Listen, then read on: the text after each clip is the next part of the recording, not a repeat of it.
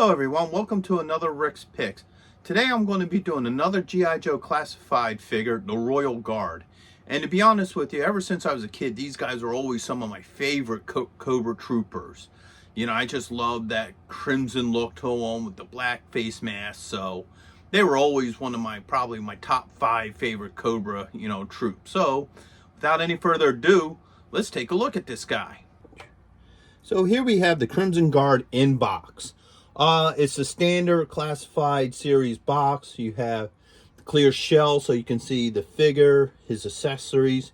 You have this beautiful piece of artwork right here. The G.I. Joe classified logo, his name, age and warnings. Spinning around this way. You got his stats, what number figure he is. Spin it here. Once again, you get that beautiful artwork which you tend to expect from these figures. All your legal.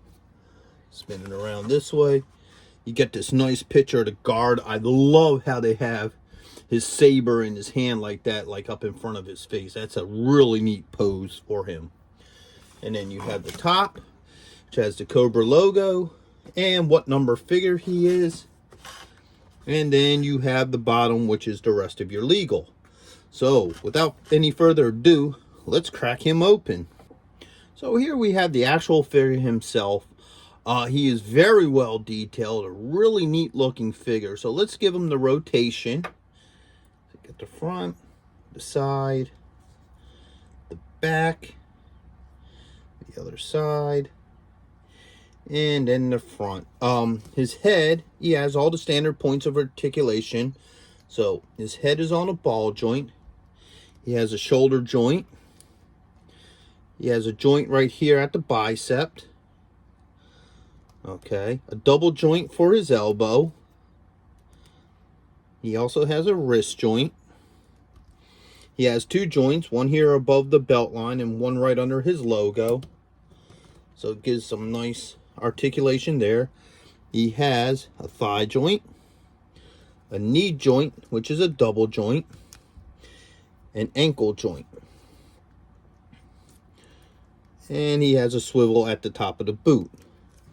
So he has a good portion of articulation. He stands well. I just got him on a stand just in case.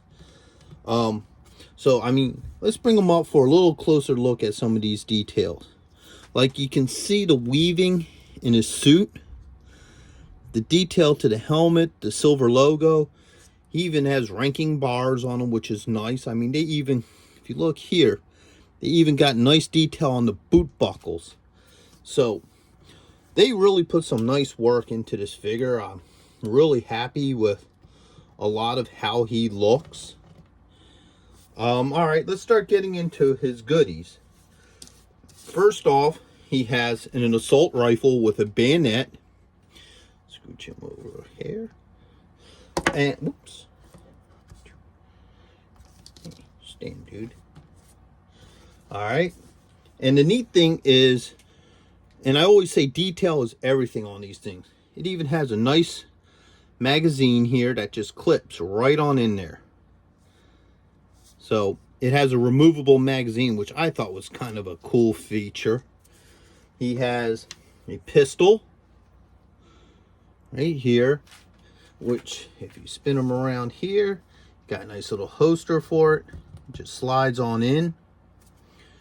He also has a dagger, which actually looks more like a survival knife, which is kind of cool.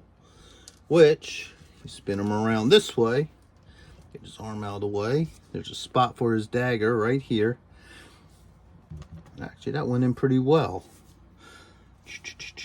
Alright. Let's put the assault rifle in his hand. See how well this goes in. Alright. It goes pretty good right into his hand. So you can actually position him however you want him. So the assault rifle works. Next he has a saber. This is a nice piece. It's just a nice, military style saber. It has the Cobra head on the top of it, which is pretty neat. Also has its own case. So the Saber just slides right on in. Just like that. And he has his signature backpack. Now this is the only thing I probably have any kind of problem with because of the factor that it's black. The original figure did have the red pack. But I hear that they're doing a retro card version of him soon, hopefully. So, and they're saying that that one's actually going to get the red pack. So, I'd be excited about that. So, let's spin him around. You got your hole right here. Now, you could either A, put the Saber on here like this. So, you can just carry the Saber. Or B, you can just pop the pack on. Alright. Now, he has a couple things going on here. He has a little nub right here for the Saber. So you can either A, put it here, or he also has a spot for the Saber here as well. So he can also carry it on his side as well. Now, he has this little nub here.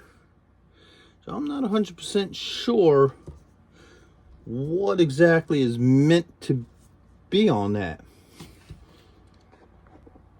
Alright, so what it is his rifle actually sits on there. If you look at the rifle, there's a square hole where the trigger is. So the rifle just sits right on there just like that.